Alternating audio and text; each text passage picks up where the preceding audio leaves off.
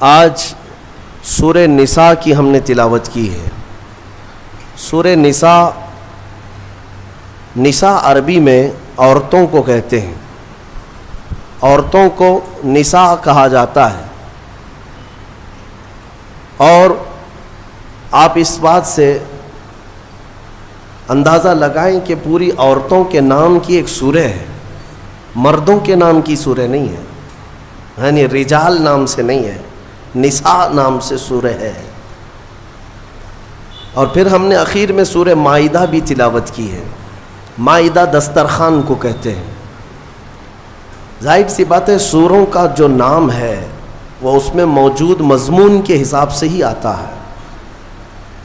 نساء میں عورتوں کے متعلق کچھ بیان آیا ہے، جس کی وجہ سے اس کا نام سورہ نساء، کیونکہ نکاح کے متعلق احکام بتائے گئے۔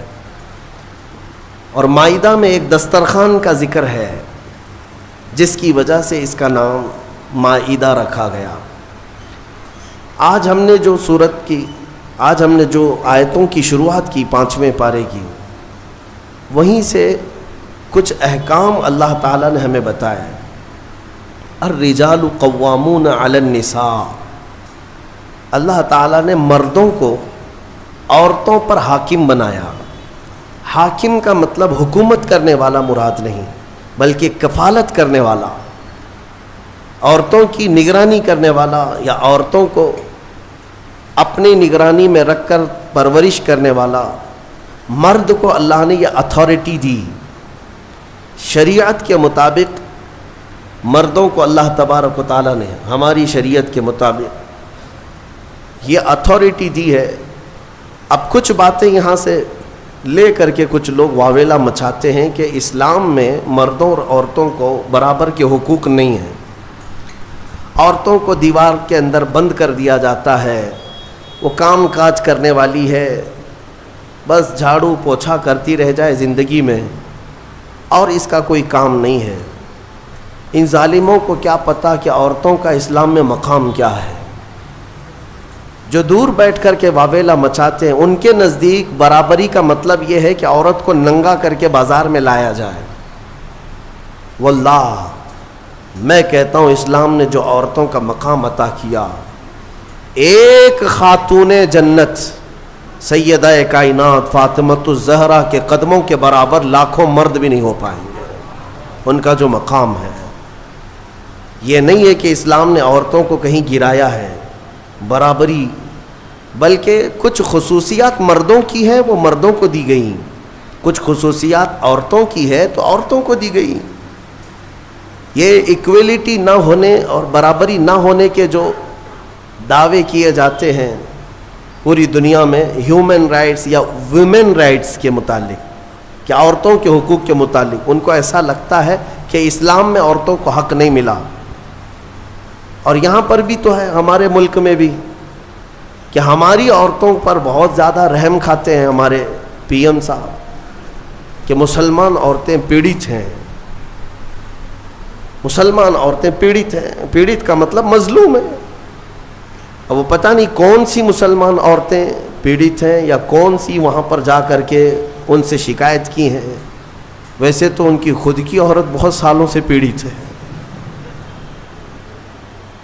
میرے عزیزوں، اسلام نے جو حقوق عورتوں کو عطا کیے، میں چیلنج کے ساتھ کہتا ہوں، پوری دنیا میں کسی بھی کمیونٹی نے وہ حقوق نہیں تھی، وہ حقوق نہیں دیے۔ تمہیں پتہ ہے، ایک زمانہ تھا جب عورتوں کو 5 زنجیریں باندھ کر کے بازار میں لایا جاتا تھا۔ یونان جیسی پوش حکومت، اس زمانے میں سپر پاور کہلائی نہیں جانے والی یونان کی حکومت، عورتوں کو وہ 5 زنجیریں باندھتے تھے، 2 ہاتھوں میں، ایک گلے میں، 2 پیروں میں، اور 5 زنجیریں باندھ کر کے کبھی بازار لانا ہوتا تو عورت کو ساتھ میں لاتے، اس طرح سے کھلے چھوڑ کر کے نہیں۔ اسلام کی عظمتوں پر قربان جاؤ، اسلام نے ان زنجیروں کو کاٹ دیا اور انہی 5 زنجیروں کو عورت کا زیور بنا دیا۔ آج بھی عورتیں دونوں ہاتھ میں بنگڑیاں پہنتی ہیں، گلے میں نیکلس پہنتی ہیں، دونوں پیروں میں پائل پہنتی ہیں۔ یہ کیوں ہے؟ بعض لوگوں نے فرمایا یہ پرانے ادھی چیزوں کی علامات ہیں، لیکن پہلے زنجیریں تھیں، اب یہ زیور بن گئے. یہ اسلام کی دین ہے، اسلام کا دین ہے، اسلام کا صدقہ ہے. عورتوں کے متعلق ایک اور تعجب کی بات میں بتاؤں آپ کو. رشیا میں، جو آج پورے دنیا میں چرچے پر ہے، رشیا میں ایک مرتبہ ایک کانفرنس ہوئی، بڑے بڑے دانشور اس میں جمع ہوئے ہیں. جب میں نے کتاب میں یہ کانفرنس کے بارے میں پڑھا تو مجھے ہنسی آ گئی اس بات پر کہ بڑے بڑے دنیا کے دانشور جمع ہوئے تھے اس کانفرنس میں. میٹنگ تھی. کس ٹاپک پر کانفرنس ہو رہی تھی پتہ ہے آپ کو؟ ٹاپک یہ تھا کہ عورت کو انسان سمجھا جائے یا نہیں سمجھا جائے. بڑے بڑے دانشور بیٹھے ہوئے تھے کہ اس کو انسان سمجھیں یا پھر یہ دوسری مخلوق ہے، اس کے ساتھ جو سلوک کرنا ہے. میرے عزیزو، میٹنگ میں بعد میں یہ طے پایا کہ ہاں ہے تو انسان لیکن ہمارے برابر کی نہیں. یہ وہی اسی دنیا کی بات میں کر رہا ہوں جو آج اپنے آپ کو ویل ایجوکیٹڈ کہتے ہیں یا ماڈرن کہتے ہیں. اسلام پر کیچڑ اچھالنے سے پہلے اپنے دامن میں اگر دیکھ لیتے، تم نے کتنی عورتوں کو جلا کر خاک کر دیا. ستی کی رسم جانتے ہیں؟ ستی کس کو کہتے تھے؟ ہمارے اسی دیش میں یہ رسم پائی جاتی تھی کہ اگر کسی عورت کا شوہر انتقال کر جائے تو عورت کو بھی شوہر کے ساتھ جلا دیا جاتا تھا. ختم، اس کو رہنے کا حق نہیں. بعد میں چل کر کے اس رسم کو تھوڑا سا کم کر دیا گیا اور کہا اب جلائیں گے نہیں لیکن ودوا کو جنگل میں چھوڑائیں گے. اس کو معاشرے میں رہنے کا حق نہیں ہے، اس کو جنگل میں چھوڑائیں گے، آبادی سے باہر رکھیں گے، اس لیے کہ ودوا اگر آئے گی تو یہ اپشگن ہوگا. آج بھی ہے یہ ناٹک، آج بھی ہے. اگر کوئی بیوہ عورت مجمع میں آ جائے تو اس کو اپشگن سمجھتی ہیں. آج کے بھی کئی معاشرے موجود ہیں. لیکن اسلام پر انگلی اٹھانے والے پہلے پڑھو اسلام کو. میرے آقا صلی اللہ تعالی علیہ وسلم نے 10 شادیاں فرمائی جس میں سے 9 عورتیں ایسی ہیں جو سب کی سب بیوہ تھی.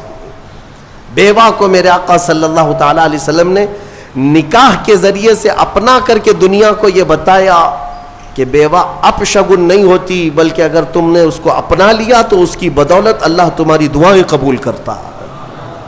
بیوہ کو اس طرح سے نکال کر کے باہر کر دینا، یہ سب مجھے حیرت ہوتی ہے. آج وہ لوگ ہمیں عورتوں کے حقوق سکھانے آئے ہیں جو کتنی تو عورتوں کو جلا دیے، کئی عورتوں کو بے یار و مددگار چھوڑ دیا، زندگی پر ان کے لیے شادی کرنا حرام کر دیا. ایک بار شوہر مر گیا تو دوسری بار شادی نہیں کرنا. وہ لوگ ہمیں عورتوں کے حقوق سکھا رہے ہیں کہ عورتوں کے حقوق کیا ہوتے ہیں. جو زنجیریں ڈال کر کھینچتے تھے وہ ہمیں عورتوں کے حقوق سکھا رہے ہیں. حیرت نہیں ہے؟ یہ مسئلہ ایسی ہی ہے کہ اگر شیطان آپ کو نماز کے لیے بلانے آ جائے، اس سے یہ پوچھو تم کب سے شریف ہو گئے. تو یہ دنیا ایسی ہے جنہوں نے عورتوں پر ظلم کا ایک ننگا ناچ ناچا ہے، اور وہ ہمیں آج بتاتے ہیں ویمنز رائٹس ہیں، عورتوں کے حقوق ہیں. عورتوں کے حقوق الحمدللہ میرے مصطفیٰ نے بتائے. کل بھی میں نے بتایا تھا اگر گھر میں بیٹی پیدا ہو تو رسول پاک صلی اللہ علیہ وسلم نے اسے جنت کی بشارت عطا کی. اور پھر اتنا ہی نہیں، اسی خاتون کو ہی تو دیکھیں اللہ کے حبیب صلی اللہ علیہ وسلم نے، بڑی ہو گئی، اگر اس کے بچے ہو گئے تو بچوں کو کہا گیا تیری ماں کے قدموں کے نیچے تیری جنت ہے. الجنت تحت اقدام الامہات، ماؤں کے قدموں کے نیچے جنت بنا دیا. کون ہے اس قدر بلند مقام عورتوں کو؟ کس نے دیا؟ اسلام نے دیا. عورتوں کے حقوق کے سلسلے میں جو واویلا مچاتے ہیں، ایکویلٹی نہیں ہے اسلام میں، برابری نہیں ہے. برابری کا مطلب وہ لوگ یہ سمجھتے ہیں کہ عورت کو کھلے عام آزاد چھوڑ دینا چاہیے، اس پر کوئی پابندی نہیں ہونی چاہیے. باہر نکال کر کے لاؤ، کپڑے اتار کر کے لاؤ، اس کے چھوٹے کپڑوں پر کچھ بھی بات مت کرو. اس کو وہ ایکویلٹی کہتے ہیں، یہ برابری ہے. مرد جب باہر گھوم سکتا ہے تو عورت کیوں نہیں گھوم سکتی؟ ان کا مطلب یہ ہے کہ مرد اگر ایک سے زیادہ عورت سے شادی کر سکتا ہے تو عورت کیوں نہیں کر سکتی؟ یہ بھونڈے اعتراضات ان کے لیے، یہ بے سر و پیر کے اعتراضات، سوالات ہوتے ہیں. میں ان کو ایک اچھا مشورہ دیتا ہوں، عورتوں سے برابری کرنا ہے، ظاہر سی بات ہے، برابری ہر چیز میں ہونی چاہیے، ہر چیز میں ہونی چاہیے۔ عورتوں کے ساتھ برابری کرنے میں شادی کر لو، ایک سال بچہ وہ جنے گی، دوسرے سال تم بچہ جنو، ایک سال وہ حمل کی تکلیف اٹھائے گی، دوسرے سال تم حمل کی تکلیف اٹھاؤ۔ بھائی ساری تکلیفیں عورت کو ہی کیوں؟ ہو سکتا ہے یہ پاسبل ہے؟ تو تمہیں پتہ ہونا چاہیے کہ ہر مخلوق کی اللہ نے کچھ خصوصیات رکھی ہیں، مرد کی اپنی خصوصیات ہے، عورت کی اپنی خصوصیات ہے، ان کی بناوٹ میں بھی اللہ تبارک و تعالیٰ نے فرق رکھا ہے۔ مرد کے ہاتھ عورت کے ہاتھ کی طرح نہیں، مرد کا جسم عورت کے جسم کی طرح نہیں، ساری چیزوں میں فرق موجود ہے۔ اسی لیے قرآن نے مردوں کو کمانے کا حکم دیا اور عورت کو امور خانہ داری اور بچوں کی تربیت کا حکم دیا۔ جس کی جیسی کیٹیگری ہے ویسے اسلام نے حکم دیا۔ اس چیز کو لے کر کے یہ اسلام پر اعتراضات کرتے ہیں۔ آج پاکستان کی سڑکوں پر کچھ عورتیں بینر لے کر کے اتری اور اس بینر پر یہ لکھا ہوا ہے کہ میرا جسم میری مرضی، کہ ہمیں آزاد چھوڑ دیا جائے، چار دیواری ہمارا گھر نہیں ہے، پوری دنیا ہماری ہے۔ یہ وہ جانور عورتیں ہیں جنہیں جنگل چاہیے، جنگلیوں کی طرح سے وہ زندگی جینا چاہتی ہیں۔ یہ سارے خیالات کس نے ان کے ذہنوں میں ڈالے؟ یہ وہی دنیا جو ہمارے معاشرے کو تباہ و برباد کرنا چاہتی ہے۔ میں اپنی بچیوں سے کہنا چاہتا ہوں، ان کے میٹھے چپڑے نعروں میں مت آنا، یہ تمہیں کہیں کا نہیں چھوڑیں گے۔ آج جاؤ یورپ کو جا کر دیکھ لینا، امریکہ کو جا کر دیکھ لینا، وہاں پر پورا نظام درہم برہم ہے۔ جو پوش کہتے ہیں نا، وہ صرف اور صرف پیسے میں پوش یا پھر عیاشی میں پوش نظر آتے ہیں۔ اخلاق جو انسان کے ہیں وہ مر چکے ہیں، مر چکے ہیں۔ پرسنٹیج کے اعتبار سے دیکھا جائے تو اب میں ایگزیکٹ نہیں بتا پاؤں گا، لیکن بہت زیادہ پرسنٹ ایسا ہے کہ وہاں شادی کا نظام ہی ختم ہو چکا ہے، شادی کا نظام ہی نہیں۔ لڑکا کسی بھی لڑکی کے ساتھ زندگی گزارتا رہے، بچہ ہو جائے، دو ہو جائے، اس کے بعد دونوں کہتے ہیں اب شادی کر لیں ہم لوگ۔ ایک دو بچے ہونے کے بعد پلان کرتے ہیں کہ شادی کر لیا جائے، اس وقت تک شادی ہی نہیں ہوتی۔ اگر انڈرسٹینڈنگ ٹھیک رہی تو آگے شادی کر لیں گے 2 بچے کے بعد، نہیں تو پھر چھوڑ کر کے پھر کسی اور کے ساتھ۔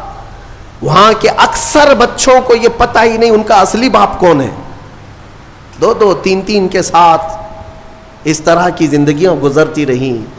میرا دین یہ نہیں ہے، میرے دین کی خصوصیت یہ ہے کہ اسلام نسب کی حفاظت کرتا ہے، نسب کی حفاظت کرتا ہے۔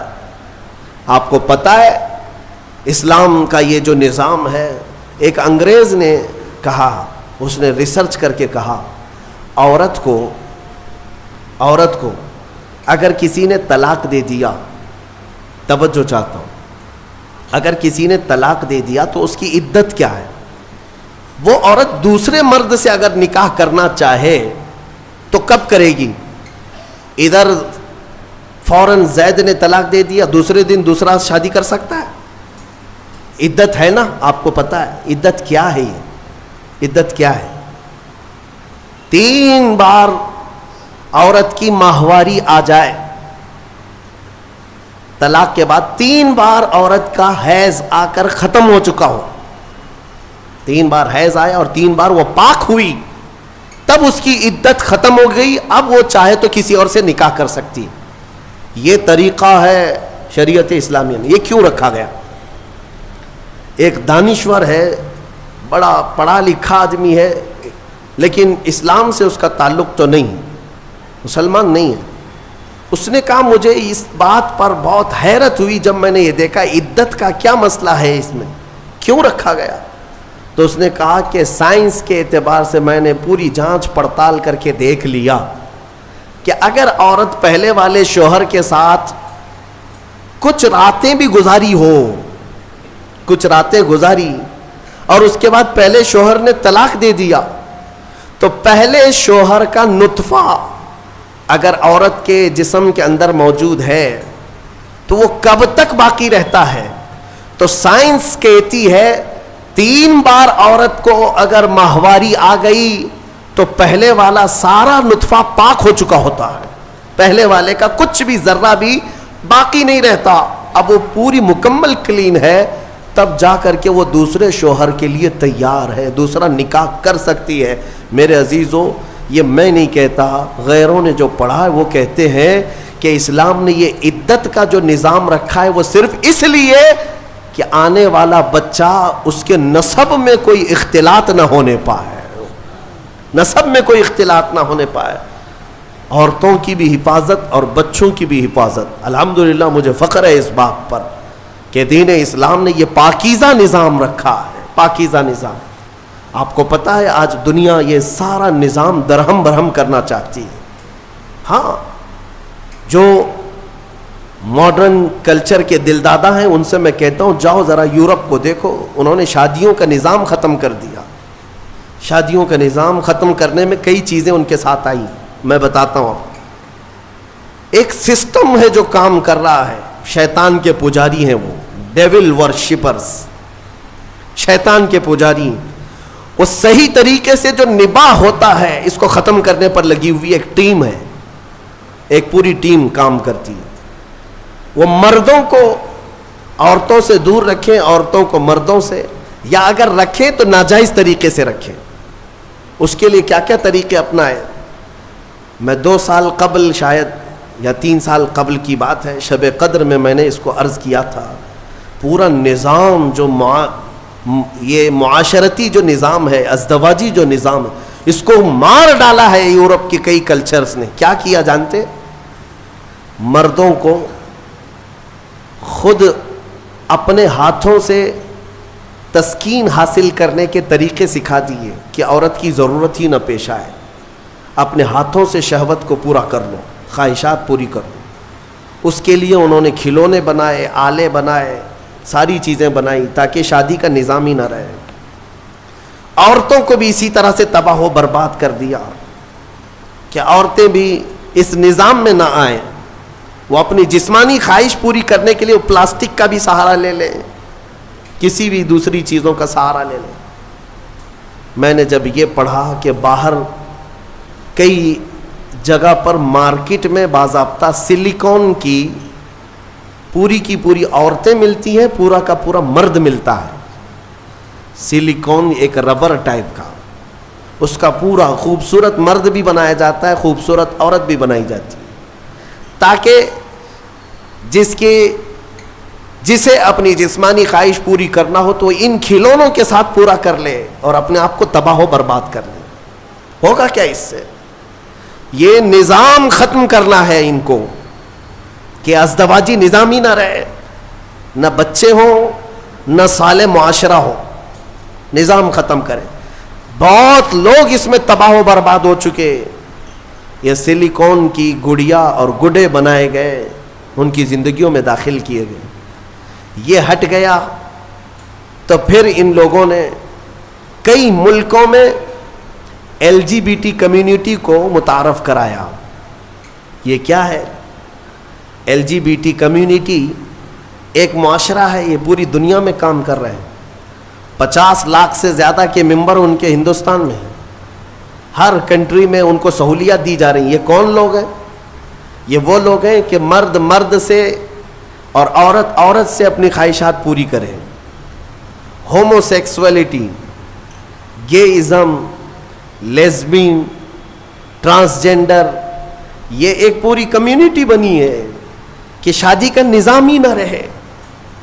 مرد مردوں سے اپنی خواہشات پوری کر لے، عورت عورتوں سے اپنی خواہشات پوری کر لے. یہ قوم لوط کی بلا جس کے متعلق قرآن نے کہا اس گناہ میں جو مبتلا ہیں وہ دردناک عذاب میں گرفتار ہوں گے. 3 جگہ ان کا ذکر آیا ہے. حضرت لوط علیہ السلام کی قوم اس گناہ میں مبتلا تھی. اللہ تعالیٰ نے فرمایا ان کی زمین کو اٹھا کر اللہ نے پلٹ دیا، لیکن اس سے پہلے کیا کیا؟ وَأَمْطَرْنَا عَلَيْهِمْ حِجَارَةً مِّن سِجِّيلٍ، نوکیلے پتھروں کی بارش کی گئی تھی ان پر. ان کے جیسی سروں پر وہ پتھر پڑتے تھے تو بھیجا نکل جاتا تھا قوم لوط. اور اس کے بعد زمین کو اٹھا کر فجعلنا عالیہا سافلہا، اللہ فرماتا ہے بلند کیا گیا اور پھر گرا دیا گیا. قوم لوط پر جو عذاب آیا اس کو قوم سدوم بھی کہتے ہیں. جارڈن میں کبھی آپ کو جانا ہو تو یہ وہی علاقہ ہے جہاں حضرت لوط علیہ السلام کا قیام تھا. میں نے خود سفر کیا، تقریباً 150 سے 200 کلومیٹر تک گاڑی چلتی رہے تو صرف اور صرف کالے کالے پتھر ہی ہیں، عجیب قسم کے پتھر ہیں، دیکھو تو ڈر لگے. آج بھی نہ کوئی آبادی ہے، نہ کوئی گھر ہے، نہ کوئی درخت ہے، کچھ نہیں. بہت دور تک صرف کالے کالے پتھر پڑے ہوئے ہیں. وہ کس زمانے کے پتھر اور کس پہ برسے ہوئے پتھر یہ تو میں یقین کے ساتھ نہیں کہتا، لیکن علاقہ وہی ہے جو قوم لوط پر عذاب آیا تھا. میرے عزیزو، میرے کہنے کا خلاصہ یہ ہے کہ یہ دنیا اس اسلامی خصوصیات کو مار ڈالنا چاہتی ہے، ختم کرنا چاہتی ہے کہ سالے معاشرہ نہ رہے. ایک بات یاد رکھنا، بڑے بزرگوں نے لکھا ہے کہ جو حلال طریقے سے بچہ آتا ہے نا، وہ بزرگوں کا ادب بھی جانتا ہے، حلال و حرام کی تمیز بھی جانتا ہے، اس کی زبان بھی پاک ہوتی ہے اور اخلاق بھی اچھے ہوتے ہیں. اور جو حرام طریقے سے دنیا میں آیا ہے تو پھر اس کے اندر اس کے کیریکٹر بہت خراب بھی ہو جاتے ہیں. شیطانی چکر کا وہ ایک پورا کا پورا وہ نظر آتا ہے، پیکر نظر آتا ہے. بہرحال عورتوں کے متعلق مجھے بات یہ عرض کرنی تھی کہ اللہ تبارک و تعالیٰ نے ان کے پورے حقوق یہاں پر شریعت میں ہمیں عطا کیے ہیں. بعض لوگ ایک سوال یہ کرتے ہیں کہ جب وراثت بانٹتے ہیں تو مرد کو 2 حصے، عورت کو 1 حصہ کیوں؟ آپ نے سنا ہوگا نا کہ عورت کو آدھا، مرد کو 1. یا تو اس کا دوسرا معنی ایسے ہی ہے کہ اگر کسی باپ کا انتقال ہوا، اس کے گھر میں 2 بیٹے اور 2 بیٹیاں تھیں، 2 بیٹے 2 بیٹیاں تھیں، تو مال کیسے تقسیم ہوگا؟ 3 حصوں میں تقسیم ہوگا. ایک حصہ دونوں بیٹوں کو دیا جائے گا اور ایک حصہ جو بچا ہے وہ آدھا آدھا لڑکیوں میں دیا جائے گا، آدھا آدھا دونوں لڑکیوں کو دیا جائے گا. یعنی 4 اولاد تھی تو 3 حصوں میں بانٹا جائے گا، ایک حصہ لڑکے کو اور آدھا آدھا لڑکی کو. تو اس دنیا کو یہی بات شوشہ مل گیا، کہا کہ لڑکی کو آدھا کیوں، لڑکی کو آدھا کیوں، لڑکے کے برابر کیوں نہیں دیا جاتا؟ انہیں پتہ نہیں اسلام نے ان خواتین کو اور بھی کہاں کہاں حصے رکھے ہیں. یہ لڑکی کا باپ کی طرف سے ملنے والا آدھا حصہ ہے، یہ اپنے بھائی کے برابر نہیں، آدھا. لیکن جہاں یہ نکاح کر کے جاتی ہے اس کے شوہر سے بھی اس کو وراثت دی گئی ہے. عورت کو اس کے شوہر کے گھر سے بھی وراثت ہے، باپ کے گھر سے بھی وراثت ہے. یہ دنیا کہتی ہے کہ ہم نے عورتوں کے حقوق مارے ہیں. تم وراثت کے احکام پڑھے کہاں ہو، معلوم کہاں ہے؟ عورتوں کو مکمل پورے تحفظات کے ساتھ شریعت نے حقوق عطا کیے. بہرحال اللہ تبارک و تعالی ہمیں سمجھ عطا فرما ہے. یہ سورہ نساء کے متعلق جو باتیں تھی وہ عرض کیا. ایک بات میں آپ کو بتا دوں، قرآن پاک نے فرمایا وَإِنْ خِفْتُمْ شِقَاقَ بَيْنِهِمَا. اکثر ایسا ہوتا ہے کہ شوہر بیوی میں جھگڑے ہوتے ہیں، اور ان جھگڑوں کا ذکر قرآن میں جب آیا ہے کہ اگر تمہیں خوف لگتا ہے کہ دونوں میں نہیں نبھ پائے گا، دونوں جم نہیں رہی ہے، شوہر کی اور بیوی کے ساتھ، بیوی کی شوہر کے ساتھ، کئی زندگیاں ایسی ہیں روز لڑائیاں، روز جھگڑے، یا پھر آگے نہیں چلنے جیسی صورت بنتی ہے، تو کیا کرے؟